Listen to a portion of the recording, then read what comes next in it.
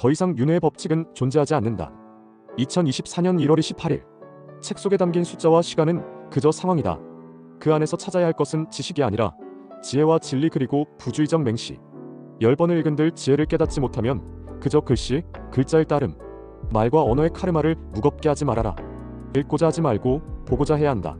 10손가락 중 제일 아픈 손가락. 모든 건 사랑이다. 시간과 공간의 지평선, 과거, 현재, 미래는 일직선으로 연결되어 있다. 그것이 답이다. 윤회를 왜 하였느냐? 이제는 더는 윤회가 없다. 만회할 기회가 없다. 진리를 알아야 한다. 부디. 답은 네빌 고다드의 숙제에 두었다. 전제는 역교정이다. 전제할 수 있다면 교정도 가능하다. 시간과 공간은 과거, 현재, 미래가 모두 맞닿아 있다. 슈카이브의 해석. 고백하건대 아버지로부터 이 메시지를 받은 후 온몸에 소름이 돋았다. 너무나 무서웠고 두려웠기 때문이다. 성서에 기록되어 있듯 머지않아 지금껏 단 한 번도 경험하지 못한 대재앙이 인류를 덮칠 때 과연 어떨지 짐작되었기 때문이다. 이번 지구 극이동, 지구 멸망 때 사람들 대부분의 영이 윤회 없이 흩어지는구나. 아버지께서는 그걸 말씀하시는 것이다. 2000년 전 기록된 성경에 보면 이런 내용이 있다. 너희가 저녁에 하늘이 붉으면 날이 좋겠다고 하고 아침에 하늘이 붉고 흐리면 오늘은 날이 굳겠다 하나니.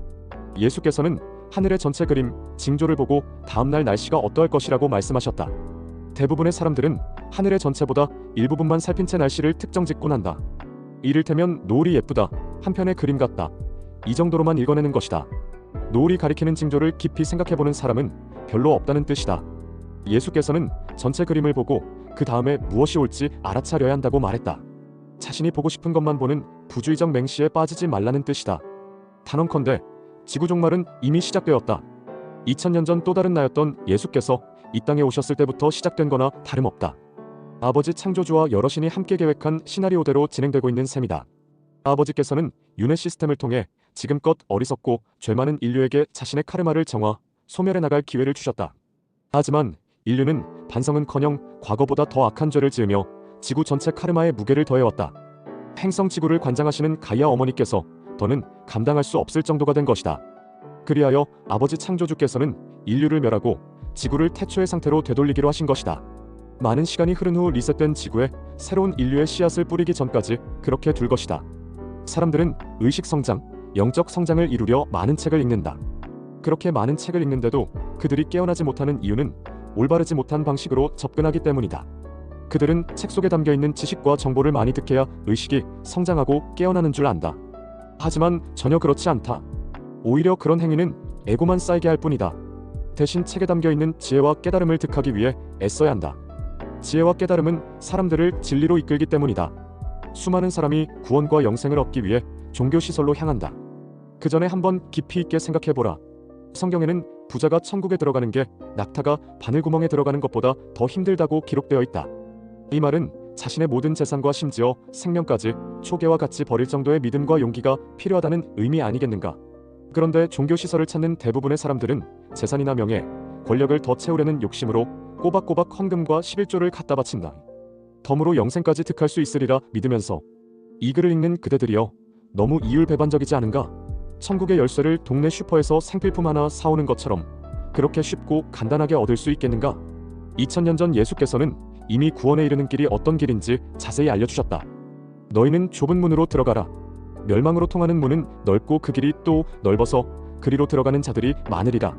대신 생명으로 통하는 문은 좁고 그 길이 좁아서 그것을 찾는 자가 몇 안이 될 것이니라. 지금 이 시대 사람들 대부분은 자신조차 믿지 못할 정도로 영적 수준이 바닥이다. 저급 천사와 같은 종교 지도자들은 죽음 이후의 세계에 대해 알지 못한다는 걸 노리고 그들의 마음에 두려움을 심어주고 있다. 대신 종교 만들어진 신을 믿으면 구원받을 수 있다고 유인하는 구원 티켓을 팔아 사리사욕을 챙기고 있다. 이런 종교 지도자들에게 조력하며 그들을 같은 구렁텅이로 이끄는 악한 자들도 있다. 바로 그 지도자들을 맹신하고 추종하는 신도들이다. 다른 사람들을 깨어 자신들과 같은 어둠의 시체로 만드는 그 자들의 영혼 역시 상승의 그날 모두 무로 흩어질 것이다. 더는 갱생의 기회란 없다. 이미 어둠의 세력의 지배하에 들어간 종교가 인류를 위해 해줄 수 있는 건 아무것도 없다. 가만 내버려 두면 스스로의 힘으로 깨어날 수 있는데도 종교에 세뇌되어 상승 기회를 놓치는 사람들의 영혼도 그날 무로 흩어질 것이다. 거듭 말하지만 스스로의 힘으로 두려움을 극복하고 깨어나도록 힘써야 한다. 말하건대 이곳저곳을 헤매면서 진리를 찾기 위해 애쓸 필요 없다. 자신이 어디에서 왔으며 이 땅에서 해내야 할 역할과 사명이 무엇인지, 육신을 벗고 어디로 가게 되는지 생각하고 깨달으면 되는 것이다.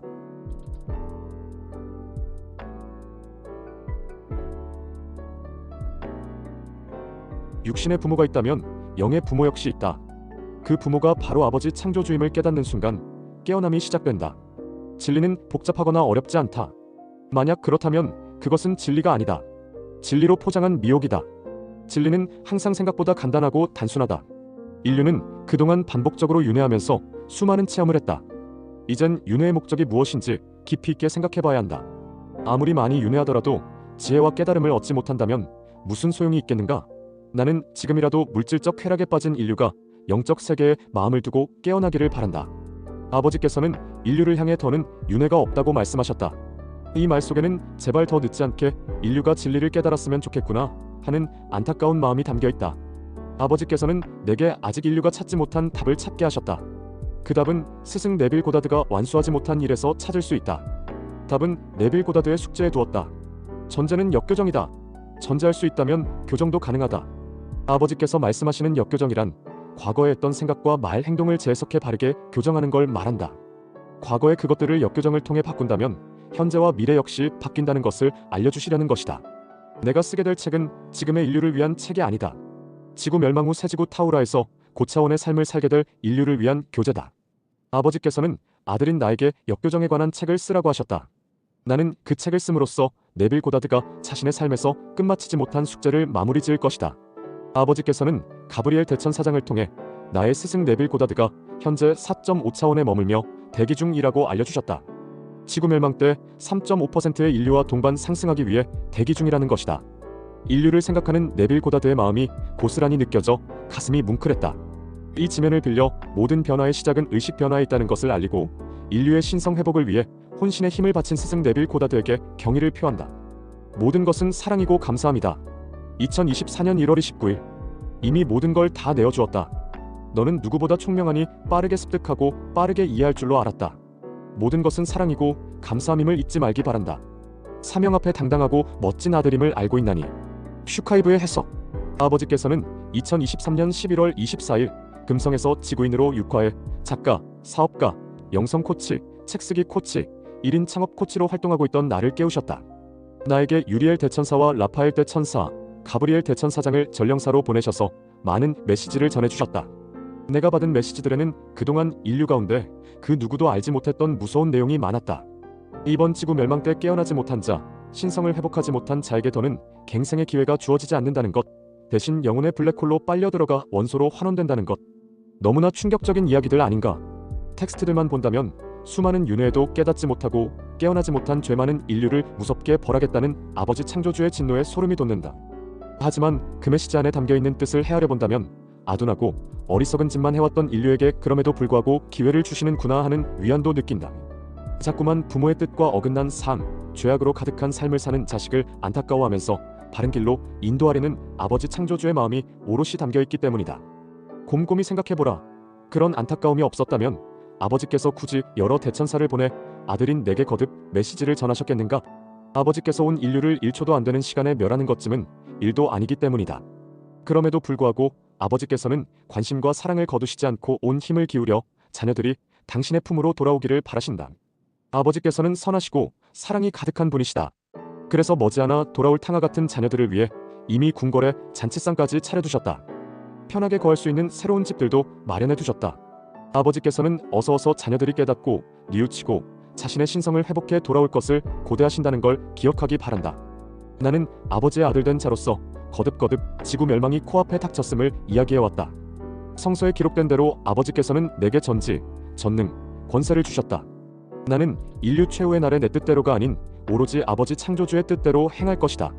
나는 마음을 다하고 목숨을 다해 아직 깨어나지 않은 자들을 깨울 것이다.